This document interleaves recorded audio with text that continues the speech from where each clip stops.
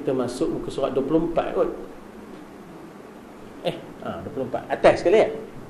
Dalam bab kifayatul muhtadi ya. Nah, kata pengarang kita kali ini siapa dia? Syekh Muhammad Nur Al-Fatani ya tak? Rahimahullah. Bukan Syekh Daud. Syekh Daud dalam kurungan tu. Yang teks tu Syekh Daud Fatani. Tapi di luar tu Syekh Muhammad Nur Al-Fatani ya. Jadi masih lagi dalam bab yang menjadikan seseorang itu kufur dan murtad ya. Iaitu kata pengarang kita Syekh Muhammad Nur Al-Fatani dan Syekh Daud Al-Fatani sebagai penulis matannya, teksnya, rahimahumullah wa nafa'ana bi'ulumihima fid dharaini. Dan bahagi yang kedua, kategori yang kedua ya, bahagi yang kedua tu kategori yang kedua, perbuatan yang jadi murtad, kufur ya dah, batal iman, iaitu seperti ia sujud bagi berhala. Sujud bagi berhala ini dipanggil syirik yang jali ya, syirik yang jali ya, sujud ia bagi berhala.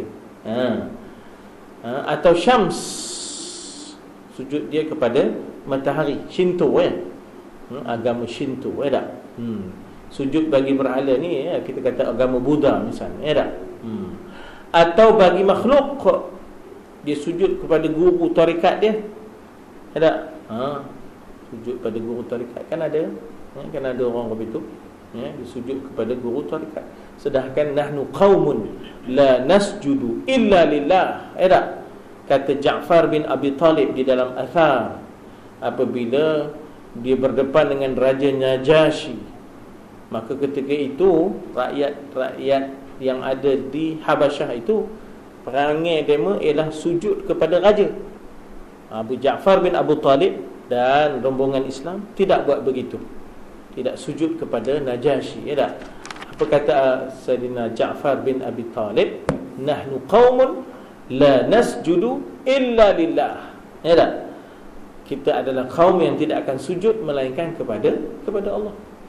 Kan Nabi ada bersabda dalam maksudnya, kalau bolehlah manusia ini sujud kepada manusia, nescaya aku suruh isteri sujud kepada suami kan? Kalaulah boleh manusia ini sujud kepada manusia, nescaya aku akan suruh isteri sujud kepada suami kerana kedudukan suami itu ya, kerana kedudukan suami itu. Tapi tak boleh, tak dibenarkan, walaupun kepada ibu bapa, walaupun kepada suami tak boleh ya tak? Apatah lagi ya, jadi tak boleh pada guru, tak boleh, semua tak boleh ya. Ini kadang-kadang benda ni berlaku ya tak? Benda ni berlaku tapi dia terikut-ikut dengan budaya, bukan Islam. Orang Cina yang tak Islam kan begitu, dia hari-hari Kong Hi Fat Choi ya kan? Bukankah demo itu sujud ke kaki mak bapaknya kan? Mak bapak duduk atas kerusi rotan je kan? Dia Cina kaya macam mana pun kerusinya rotan je. Ni yang tenggelam ni orang kita kan tak? Kerusi tenggelam ni kita ni gemuk ikut orang putih gemuk ikut orang putih, mana ngira kan ya tak? Jadi kerusi tenggelam ni gemuk kita, kerusi rotan dia pun je simple je ya tak? Sehat pun sehat kerusi rotan ni, kerusi tenggelam ni sebenarnya banyak sakit pinggang ya, banyak sakit pinggang pasal nak bangun kan jenuh ya. Jadi maknanya memang ada masa-masa Kong Hi Fat Choi tu kan, dia mau sujud kepada kaki mak bapak kan, tak boleh ya, tak boleh sujud kepada makhluk ya. Jadi katanya di situ itu boleh memurtadkan dan membatalkan iman seseorang ya tak? Tersebut pada kitab Raudah ni kitab Imam Nawawi ya, bahawa barang yang diperbuatkan dia oleh kebanyakan orang yang jahil, yang sesat, daripada sujud ia bagi guru-guru tariqat. Sebab itu kan di antara fatwa Jakim, iaitu Jakim mengharamkan tariqah Syekh Nazim Cyprus. Pasal mengikutnya sujud ke dia pula tidak melarang. Dia pula tak melarang ya tak? Jadi dah ada fatwanya, tapi fatwa jadi petua ya tak? Fatwa tak jadi fatwa ya tak? berleluasa pula ya, tariqah itu di negara kita, ya tak? Dan beratnya bila mana lantaknya dema berhadrah di kubur pula dah, ya tak? Berhadrah di kubur, itu lagi dia tak kena, ya tak? Udah, maknanya dema tadi berzikir, berangguk-rangguk, ya tak? Beriuh rendah, udah di kubur pula dah. Itu pun satu hal, ya tak? Tak kena macam-macamnya, ya tak? Mengapa ngajak roh di kubur tu hadrah sekali? Ngajak roh di kubur tu hadrah sekali. Hadrah ni tuan-tuan maknanya ialah berzikir dalam keadaan bangun duduk, ya, dalam keadaan bangun duduk, ya tak? Berzikir. Dan maknanya kita kata majlis itu beramai-ramai, ya, majlis itu beramai-ramai. Ya, makna Allahu Allah, Allahu Allah. Kalau itu tak ada masalah lagi lah, ya tak? Tapi mudah kadang-kadang dah tak tentu huruf. Allahu Allah, Allahu Allah, Allah, Allah, Allah. Udah jadi lain dah. Dah jadi lain. Ya, udah jadi lain. Jadi kadang-kadang udah tak ada maksurah. Tak ada maksurah ni maknanya tak ada peninggalannya daripada Rasul. Dia kata zikir senapeh katanya. Zikir senapeh ni mana datanglah? Nabi tak ada zikir senapeh. Tak.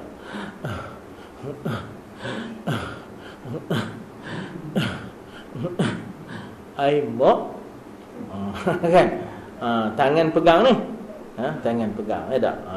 Jadi maknanya kalau sekadar menyebut Allahu Allah, itu tak apa lagi lah.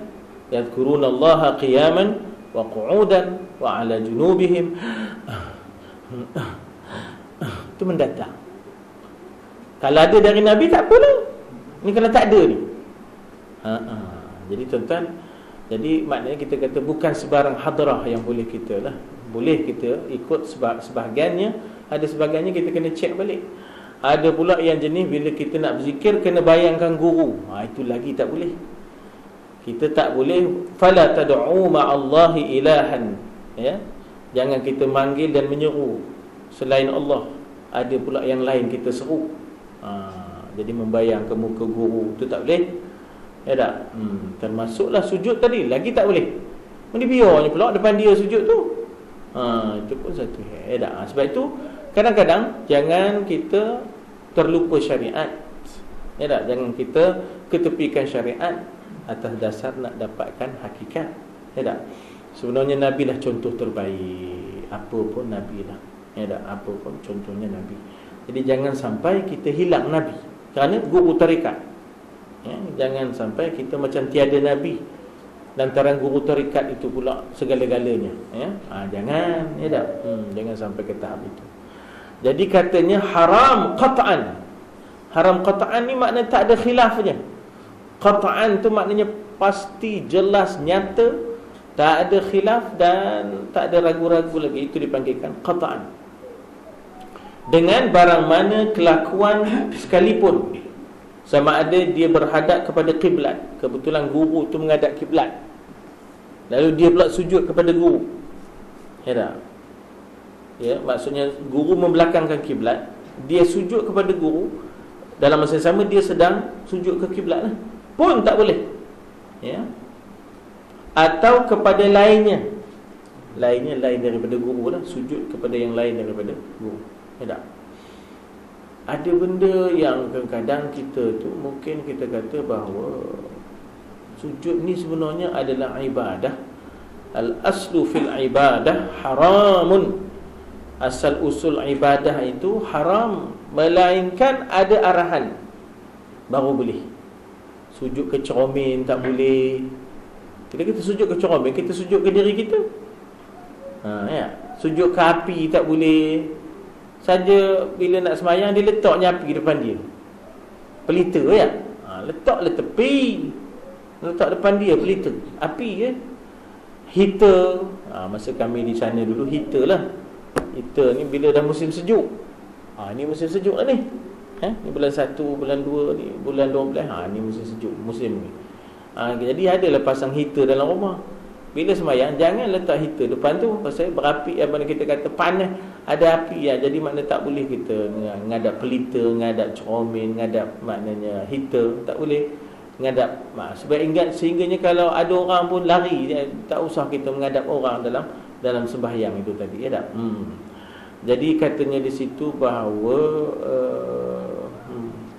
sama ada dikatakan di situ bahawa berhadap kepada kiblat atau kepada yang lainnya, tidak menghadap kiblat tapi sujud kepada gurunya, tak boleh, ya. Dan sama ada ia qasadkan sujud itu bagi Allah Ta'ala atau tiada. Walaupun kita tadi sujud ke Allah, tapi kerana ada benda yang di hadapan tu yang boleh mencemarkan, iaitu dan ianya membuat dosa sebenarnya, buat dosa. Nahnu qaumun la nasjudu illa lillah.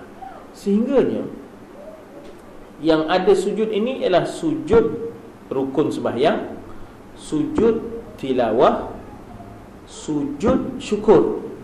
Tu solat hajat tu sujud dalam sembahyang, bukan luar sembahyang. Solat hajat tu sujud dalam sembahyang, yang kita mohon hajat kita dalam sembahyang, bukan sujud luar sembahyang. Dah habis salam dia pun sujud. Mereka sujud apa? Sujud solat hajat, mencerokeh sujud solat hajat. Mencerokeh, mana cerokeh, ya tak? Mana ada sujud solat hajat, mana ada? Sujud syukur, sujud syukur boleh, tapi tutup aurat, menghadap kiblat dan suci daripada hadas, baru boleh sujud syukur. Ini tak apa-apa kan, aurat pun tak tutup, apa itu dia pun letak sujud, tak? Kiblat tak ke mana, aurat tak tutup kan, pernah sujud macam kopi tu, sujud syukur katanya. Yang gemar buat kopi tu apa ni, pemain Mesir. Pemain Mesir gemar sujud syukur. Saudi tak ada, Mesir. Tapi dia tentu kira kiblat ni, ikut suka demo je kan. Ikut suka demo, lutut jangan kira lah, nampaknya tak. Jangan kira lah. Di Mesir dalam bab itu tak. Yang dari satu sudut dia boleh jugalah orang kata sebagai syiar. Sujud syukur tu bagus itu, ya tak? Tapi pastikan mana kiblat, ya tak? Sebab apa kadang-kadang kita geram juga tengok pemain-pemain Kristian tu, asal gol je dia mula lah, kita geram juga kan. Pasal apa? Kita tengok dah dibuatnya kopi itu pula, ya tak? Ya. Jadi tak seronok rasa. Bila sujud syukur tu kita rasa gembira sebab itu identiti, ya tak? Itu identiti. Tapi pastikanlah kiblat ke mana, ya tak? Ini kiblat tentu kira kan. Jadi rosak image, ya tak? Rosak image. Jadi bukan semudah itu nak sujud. Hanya ada sujud syukur, sujud tilawah, ya tak? Kemudian sujud rukun dalam sembahyang. Ada pun tiba-tiba dah habis sembahyang hajat, bagi salam kanan, bagi salam kiri, sujud. Mereka sujud sahwi kan? Tidak, atau kan? Tak ada benda lupa pasal ni, sujud sahwi lah ya? Tidak. Sujud syukur, tidak juga. Sujud sembahyang hajat. Sujud apa sembahyang hajat? Sujud yang ada masa dalam sembahyang tu. Mohonlah, ya tak? Maknanya semasa di dalam sembahyang itu, ya. Jadi tak semudah itu kita nak berbuat sesuatu yang melibatkan acara ibadat kecuali ada dalil yang suruh, ya. Apatah lagi sujud kepada objek-objek ni tadi, ya tak? Jadi dikata berhadap kepada kiblat atau kepada yang lain, dan sama ada ia qasadkan sujud itu bagi Allah Ta'ala atau tiada pun tak boleh, ya. Dan setengah surahnya mengkufurkan yang memperbuatnya, kata Ibnu Hajar pada I'lam. Kemudian daripada ia menakalkan barang yang pada Raudah, bermula ini perkataan memberi faham bahawasanya terkadang ada sujud di antara dua tangan guru, tak boleh. Di antara dua tangan guru ni maknanya di hadapan guru, tak boleh. Membaini aidi al-muallim, tak boleh, sujud di hadapan guru, tak boleh, ya. Itu mengkufurkan, ya. Dan iaitu apabila ia qasad dengan yang demikian itu adat akan makhluk atau taqarrub kepadanya, dan terkadang haram, ya. Dan iaitu apabila diqasadkan dengan yang demikian itu memuliakan guru dengan makna menghinakan diri, tak boleh. Kita sujud hanya kepada Allah, menghinakan diri kita kepada Allah. Habis kalau guru tu sekadar cium tangan lah, dan sekadar untuk kita merendahkan diri, tak adalah sampai rukuk, tak adalah sampai sujud. Termasuklah guru karate, guru taekwondo, jangan sampai rukuk, ya, jangan sampai rukuk, ya tak? Nah, maknanya kita kata bahawa benda ni hanya untuk Allah, ya tak? Jadi jangan kita menghinakan diri baginya. Atau ia itlaq, tak ada niat apa-apa. Itlaq tu tak ada niat, sengaja dia buat perbuatan sujud itu kepada yang lain pun tak boleh. Dan seperti itu dikatakan pada dua ibu bapa pun tak boleh sujud kepada dua ibu bapa. Dan juga ulama pun tak boleh. Ya, kadang-kadang agama Hindu waktu itu dia sujud ke kaki Sami tu kan. Sami tu berbaju beda. Sami tu berbaju beda, yang kamu sujud ke kaki dia pula dah. Hai tak? Kadang kasut tak pakai.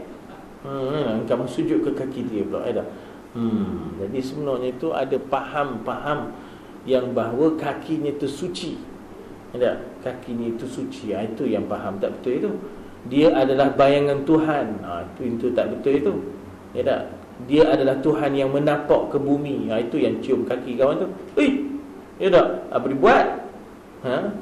Intaha ataupun alif ha tu makna intaha, selesai, habis. Habis apa yang ada di dalam kitab Raudhah, maknanya dinakalkan, dipindahkan pandangan ini daripada kitab Raudhah. Nah, itu apa tu? Kurdi ya. Lepas itu apa ya? Dan ulama apa? Itu alif ha ya. Alif ha. Lepas itu titik ya. Intaha. Intaha tu makna berhenti di situ.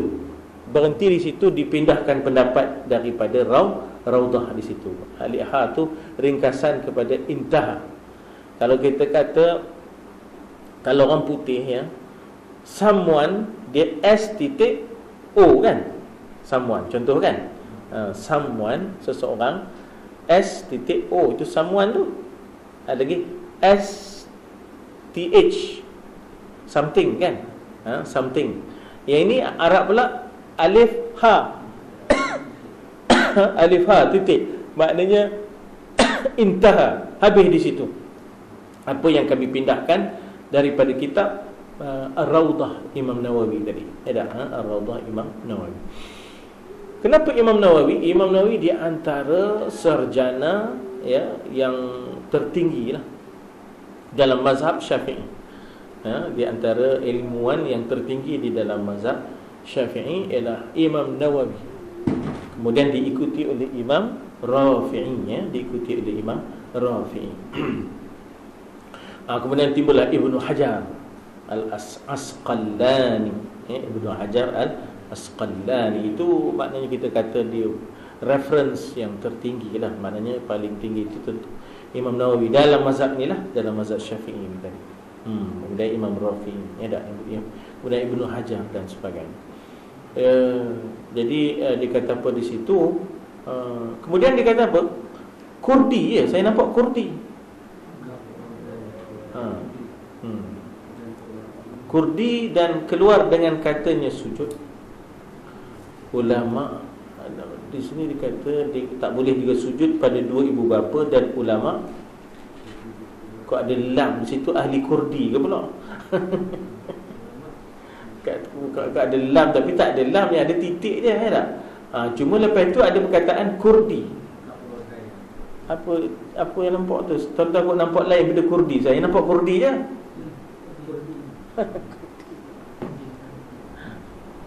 Ya. Tapi apa kaitnya Kurdi di situ, saya pun tak faham. Dan keluar dengan katanya sujud itu rukuk, maka tiada mengkafirkan, kerana rupa rukuk itu banyak jatuh bagi manusia. Jadi ada keringanan di sisi Syekh Muhammad Nur Al-Fatani dalam bab rukuk ini, ada keringanan. Sebab kadang-kadang bila kita terima tetamu, kita akan merendahkan diri. Kita menghadap sultan, kita akan merendahkan diri. Kita menghadap guru, kita akan merendahkan diri. Tetapi jangan sampai ke tahap sama 90 darjah aja. Ya, jangan sampai ke tahap sama 90 darjah. Ini ada kaitannya dengan orang Melayu kita. Orang Melayu bila dia lalu depan orang, dia pun tunduk. Tak? Jangan sampai 90 darjah. Ya, jangan sampai 90 darjah. Sebab ini sebenarnya untuk Allah sahaja 90 darjah ni, ya tak? Tapi ada kelonggaran bagi pendapat Syekh Muhammad Nur Al-Fatani. Maka kalau sekadar rukuk tidak mengkufurkan, maknanya ianya tidak digalakkan, tapi tidaklah sampai mengkafirkan, ya tak? Kerana rupa rukuk itu banyak jatuh bagi manusia. Kadang-kadang nak lalu depan orang, kadang-kadang bersalam dengan orang tua, kadang-kadang jadi gambaran rukuk itu banyak berlaku. Tapi hendaklah kita berjaga sedikit supaya jangan sampai sama macam kita dengan Allah, rukuk kita dengan Allah, ya tak? Jadi nak hormat pada master taekwondo ke, master karate ke boleh, tapi jangan sampai macam rukuk tu. Ya, jangan sampai macam rukuk, ya tak? Tunduk boleh tunduk, tapi jangan sampai macam rukuk, ya tak? Kerana rupa rukuk itu banyak jatuh bagi manusia pada adat bersalahan sujud. Sujud satu yang jarang, ya, sujud adalah satu yang jarang kecuali kepada Allah.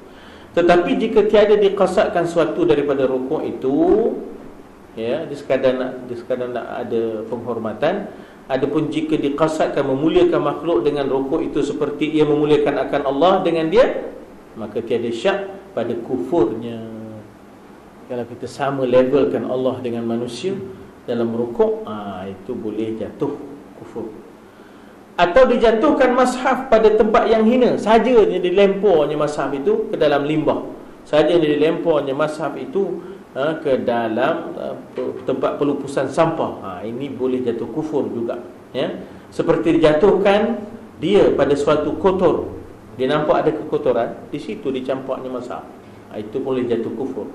Sama ada najis atau tiada, seperti hingus, air liur dan mani, campaknya ke situ, ya tak? Kerana pada yang demikian itu meringankan, maknanya ialah merendah-rendahkan martabat. Makna meringankan, makna merendah-rendahkan martabat, ya tak? Tak ambil berat dengan agama. Dan hukum menyentuhkan mashaf, diringan-ringankannya, ya. Tak apalah, macam buku biasa je lah, itu pun boleh mengkufurkan dengan barang yang tersebut itu. Seperti hukum menjatuhkan dia pada yang tersebut itu, tetapi tak dapat tiada daripada adanya qarinah yang menunjukkan atas senda-senda. Qarinah ni circumstances. Circumstances ni makna keadaan-keadaan yang menunjukkan dia itu mempersendakan dan meringan-ringankan, memandang remeh, ya tak? Maka barang yang telah berlaku adat dengan dia meludahkan atas loh yang tertulis atasnya Quran, kerana menghilangkan barang yang tertulis atasnya, tiada kufur.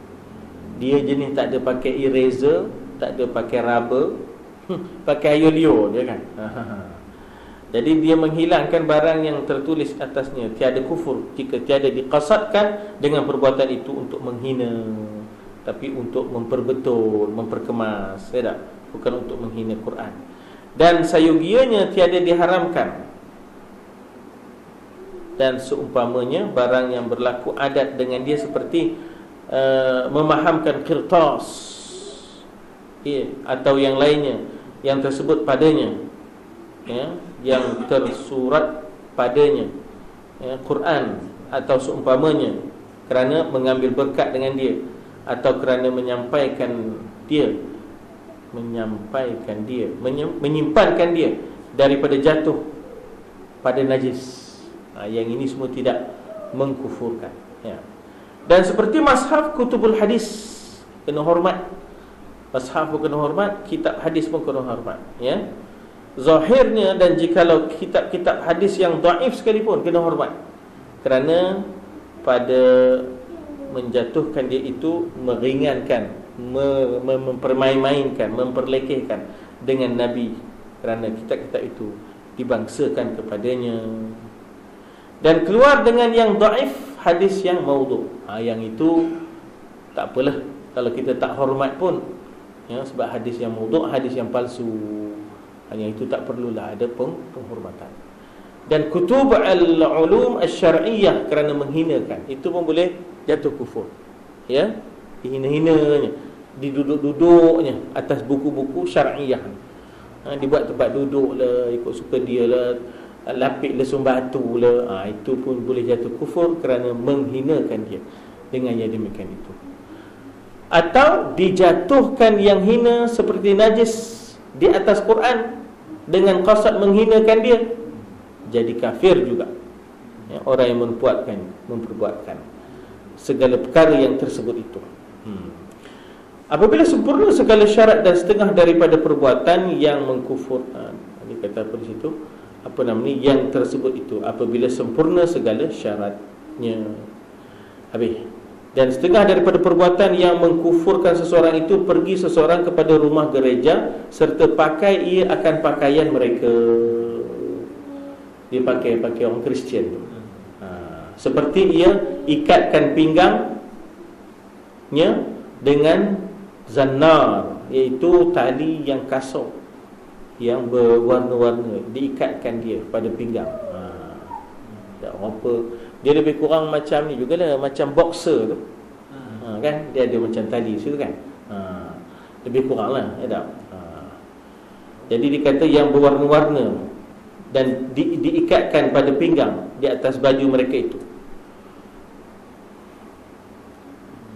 Dan tiada dipakaikan dia pada masa ini melainkan pada hari-hari, pada hari ini itu, pada sekarang ni, melainkan pada raya-raya saja. Dalam keadaan biasa padri pun dah tak pakai, tapi dulu pakai, ya tak? Sekarang ni bila raya je pakai, ya tak? Atau memakaikan barnitah, iaitu cepiau. Maka jikalau tiada beserta, atau memakai cepiau.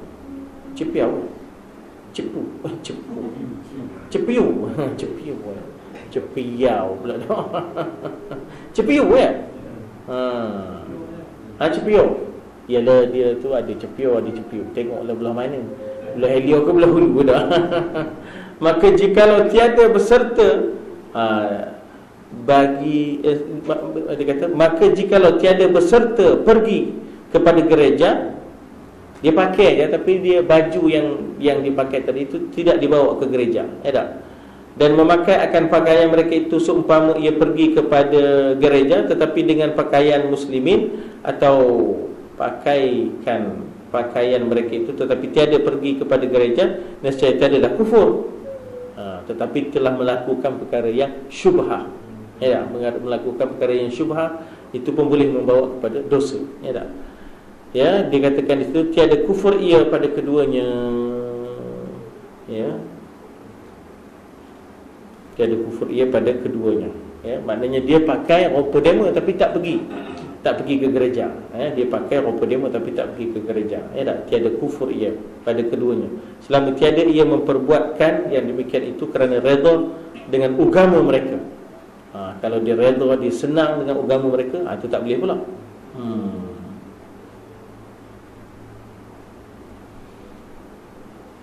Atau cenderung kepadanya, pakai pakaian itu cenderung pula pada demo, itu tak boleh, itu jatuh kufur.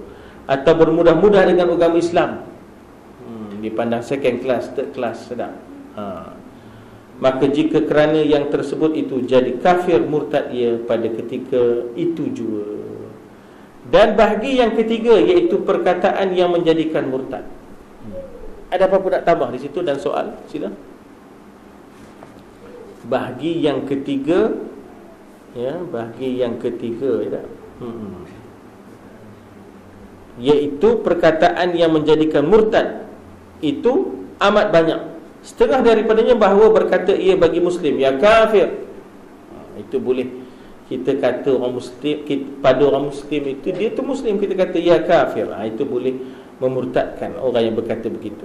Apabila dikatakan dengan ketiadaan takwil lafaz kafir dengan makna yang menyembunyi. Asal makna kafir itu menyembunyi kebenaran. Dia tak ada niat itu, dia nak saja, dia memang betul-betul dipanggil orang tu kafir. Orang kafir, Mika kafir. Tak boleh.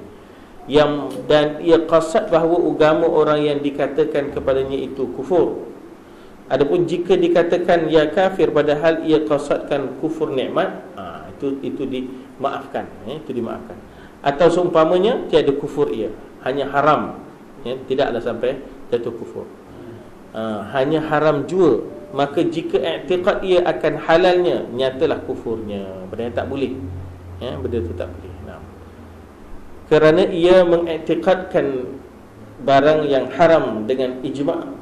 Ijma' kata tak boleh buat begitu, menyerupai satu penganut agama lain. Yang haram dengan ijma' akan halalnya, maknanya benda itu sudah diharamkan. Dan lagi maklum daripada agama dengan darurah, dinafikannya, itu pun boleh jatuh murtad. Dinafikan puasa, dinafikannya haram zina, kerana tiada seorang yang tiada mengetahui, yang dikatakan darurah tu pasti semua orang pakat tahu, tak? Bahawa menyakitkan Muslim itu haram, maka jika itlak ia dan tiada ia takwil dan tiada qasadkan sesuatu, tiada kufur. Kalau dia ada qasad memuliakan manusia sama dengan maknanya khaliq, itu boleh jatuh kufur. Hanya haram saja, maka jika ia i'tiqadkan halalnya, kufur ia. Padahal benda itu diharamkan. Atau dia bermagil seseorang dengan ya Yahudi, atau ya Nasrani, atau yang tiada mempunyai agama. Sedangkan maknanya kita kata di situ bahawa dia kata kepada seorang Muslim, orang itu tak boleh, tak boleh. Wallahu a'lam, kita berhenti di situ,